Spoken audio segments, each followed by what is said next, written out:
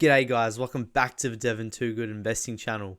In this video today, we're going to be looking into Alibaba and we're going to be talking about the business valuation. We're going to be talking about different risk factors that come along with investing in Alibaba. And you could probably say Alibaba has very similar risk factors to a lot of other Chinese equities. And we're going to be talking about where Alibaba as a business could be in 2026, so 5 years from now. So let's get right into it. So currently Alibaba is trading at about $88 per share at the time of recording this video, and that correlates to a market cap of $234 billion. And if you guys have done any research on Alibaba in the past, you would also know that Alibaba has a really great balance sheet. And they currently have $69 billion in cash and cash equivalents on the balance sheet and $21 billion in long-term debt. So that gives us a net cash on the balance sheet of $48 billion. So a very large portion of the market cap of Alibaba is actually cash. Now, if we look at the enterprise value, so we get the enterprise value by getting market cap and subtracting the net cash, and that gives us an enterprise value of $186 billion. Now, in 2022, Alibaba produced free cash flow of $14.6 billion US, and this number is down quite a lot from the 2021 number. In 2021, they produced $29.6 billion, so almost a 50% decline in free cash flow compared to 2021.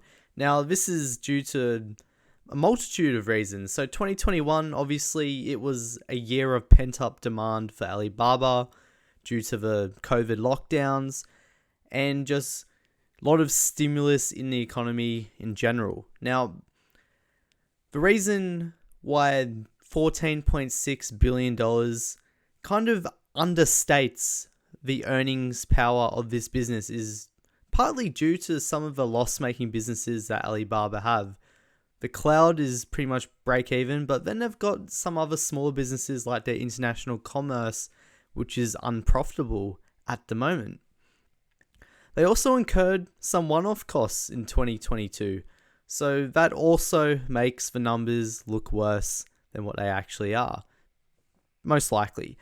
So regardless, they produced $14.6 billion, and if you take the enterprise value and divide it by the free cash flow, that gives us a ratio of 12.7, which you could argue for a company like Alibaba, it seems pretty cheap.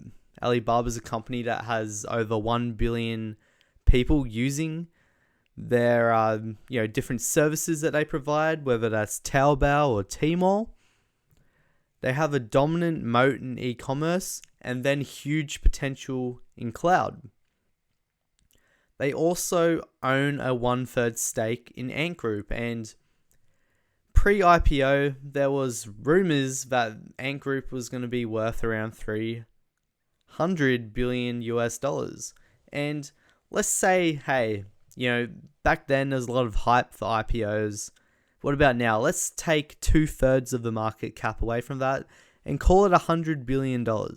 Well, since they own a 1/3 stake, that would make Alibaba's stake worth $33 billion. If you look on their balance sheet, there is a line called long-term investments. So they've got investments into listed and private companies. And Alibaba states that their long-term investments are worth $66.6 billion. So if we take this into account, if we do our enterprise value divided by our free cash flow, that gives us a ratio of 8.2. Again, 8.2 seems very, very cheap for a company like Alibaba. But we've got to keep in mind some of the risks that are involved with investing in Chinese equities. So now let's talk about them risks. So I've split the risks here into catastrophic risks. These are risks that would greatly damage an investment into Alibaba. These are the sort of risks that would make me want to sell. This would change my thesis. This would... It would be a very bad and poor outcome for me. However, there are also some minor risks that would not change my thesis. It would probably lower my rate of return slightly, but I'm not too concerned. So let's talk about the catastrophic risks. So China, if they invalidated the VIE structure, this would mean that you pretty much would lose 100% of your investment. However, this is very, very unlikely and less than a 5% chance in my opinion. The reason for this is that if China invalidated the VIE structure, this would mean all foreign investors lose ownership of their stake, and this would break trust among Western investors, and it would be very, very difficult for China to ever raise foreign capital ever again, as trust will be broken. And this would be bad for China, and this would be bad for Western investors. It's a lose-lose situation. That is why I think it's very unlikely. Now, the CCP, they like donations, and they like donations to common prosperity. And if this was to become out of control, this would mean that shareholders get very little of the profits that Alibaba make. And I think there's about a 10% chance, in my opinion. I don't think China is out here trying to kill the golden gooses of their country. Alibaba is very important for the Chinese economy, and I don't see these investments these donations, I should say, to common prosperity becoming out of control. That's just my opinion. Alright, the next one. Unforeseen Chinese government regulation significantly affects free cash flow. Look, same argument as before. I don't see China wanting to destroy one of their best companies. And I think there's about a 10% chance of this happening. You've seen what China's done to the education sector, the private education sector, and some of the tech sector. Alibaba has been affected by some of these changes. However, I don't think they will take it too far. I think that they will have some common sense here, and the risk here is about 10%. All right.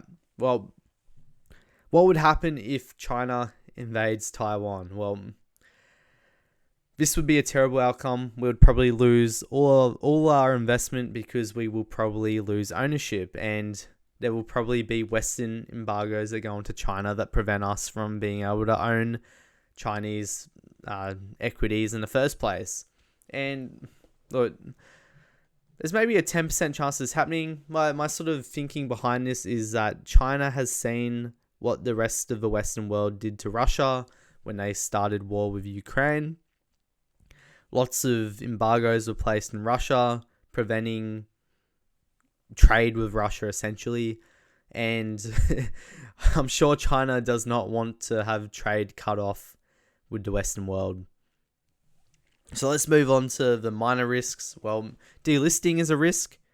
If delisting does happen from a New York Stock Exchange, Baba shares will then trade OTC, or you can just transfer them into the Hong Kong Exchange. And if this was to happen, honestly, I wouldn't mind if this happened, because it would probably send the shares down 20 to 30%, and it would give me another opportunity to buy at an even cheaper price.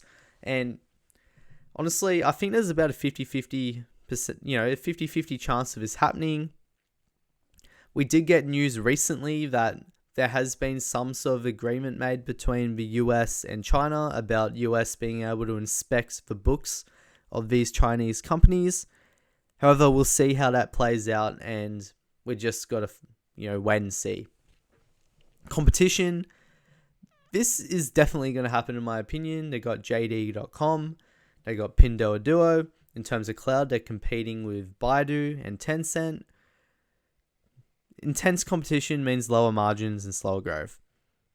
As Alibaba gets bigger, the growth is going to slow regardless. This is a minor risk, and it's something that we should expect. Now, further donations, but the donations are not deal breaking. I think there's about a 70% chance this happens. So if we're looking out 5 years in the future, I think the CCP are going to come with their hand out again saying, hey, Alibaba, you're making a bunch of money, donate some to common prosperity. However, I don't think it will be a significant amount that ruins the investment.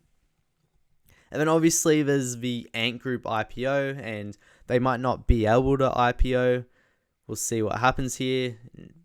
Honestly, I don't know. There's a 50-50 chance, in my opinion. And the bad outcome of this would be, it would mean Alibaba won't be able to easily realize or just sell off their 1/3 stake in Ant Group. But who's to say that they would sell it off in the first place? So what am I thinking? I'm thinking there's about a 5% chance that I could lose all my money in Alibaba. And then probably about a 10% chance I lose 50% or more of my investment. Which would be crazy, because if you're buying at, around $90 a share, 50% down would be at 45. It could happen.